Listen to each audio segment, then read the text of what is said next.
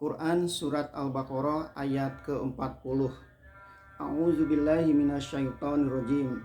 Ya Bani Israil adkuru ni'mati allati an'amtu alaikum wa aufu bi'ahdi ufi bi'ahdikum wa iya farhabun.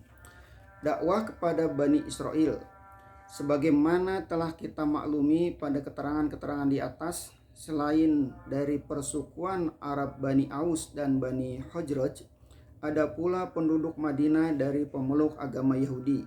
Mereka bukanlah bangsa Arab keturunan Qahtan atau Adnan, melainkan keturunan dari Nabi Yakub alaihissalam. Yakub putra dari Ishak dan Ishak putra dari Ibrahim. Semuanya adalah Rasul Allah.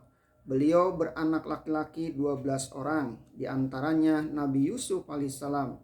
Maka berkembang biaklah anak keturunan Nabi Yakub yang 12 orang ini. Gelar kehormatan yang diberikan Tuhan kepada Nabi Yakub ialah Israel. Dua di ujung itu ialah bahasa Ibrani yang artinya Allah. Israel kononnya berarti Amir, pejuang bersama Allah. Bani Israel menurut Taurat dari Musa. Lama-lama timbullah pada mereka kesan bahwasanya agama yang mereka pusakai dari nenek moyang mereka itu yang dirumuskan dalam Taurat Nabi Musa dan nabi-nabi yang lain sesudah Musa adalah khusus buat mereka belaka. Di antara 12 suku Bani Israel, yang terbesar adalah keturunan suku anak yang kedua, yaitu Yahuda. Lama-kelamaan menjadi kebiasaanlah mereka menyebut diri Yahudi, dan agama mereka agama Yahudi yang dibangsakan kepada Yahuda itu. Padahal yang lebih tepat supaya semuanya tercakup ialah kalau disebut Bani Israel. Maka selain dari dakwah untuk orang Arab, Qahtan dan Adnan, Nabi Muhammad SAW diperintahkan Tuhan menyampaikan dakwah kepada Bani Israel. Persukuan mereka yang besar di Madinah ketika itu adalah Bani Nadir, Bani Koinuko, Bani Quraizoh, dan lain-lain persukuan yang kecil-kecil. Dengan pindahnya Nabi Muhammad SAW ke Madinah, rapatlah pergaulan dengan mereka. Apatah lagi ketika itu kegiatan perdagangan ada di tangan mereka. Mereka selalu bertemu di pasar dan telah dibuat perjanjian akan hidup berdampingan secara damai. Maka diperintahkan kepada Rasulullah supaya menyampaikan dakwah pula kepada mereka.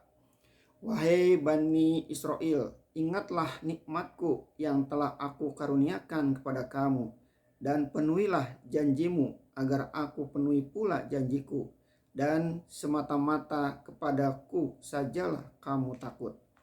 Dihadapkanlah seruan kepada mereka karena patutlah mereka yang terlebih dahulu menerima kebenaran yang dibawa Muhammad SAW, mengingat nikmat yang telah dianugerahkan Allah kepada mereka.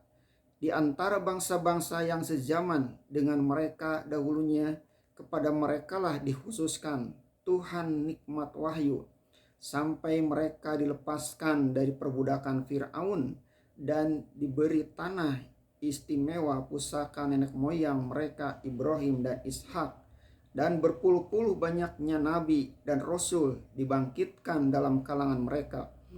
Patutlah mereka mengingat nikmat itu, dan dari sebab itu patut pula lah mereka yang dahulu sesekali menyatakan percaya pada Muhammad SAW.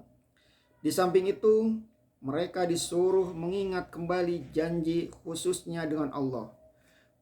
Meskipun kitab Taurat sudah tidak ada aslinya lagi, tetapi janji itu masih bertemu, yaitu bahwa mereka tidak akan mempersekutukan yang lain dengan Allah, dan supaya beriman kepada Rasul-Rasul Allah yang datang menegakkan kepercayaan kepada Allah yang Maha Esa itu.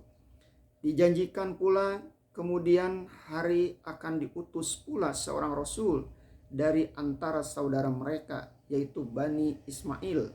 Itulah Nabi Muhammad SAW. Sekarang Nabi itu telah datang membawa ajaran persis ajaran yang telah mereka janjikan dengan Allah itu pula, yaitu tauhid, mengesahkan Tuhan. Patutlah mereka ingat janji itu kembali, dan Tuhan pun telah berjanji pula dengan mereka akan memberi mereka kemuliaan di antara manusia dan bangsa-bangsa, asal mereka tetap setia akan janji itu. Tuhan pun akan memenuhi janjinya pula. Dan kata Tuhan selanjutnya, kepadaku sajalah takut, jangan takut kepada yang lain, jangan segan menyatakan iman kepada Muhammad, karena ancaman dari ketua-ketua mereka, rabi-rabi mereka, dan ahbar atau pendeta-pendeta mereka.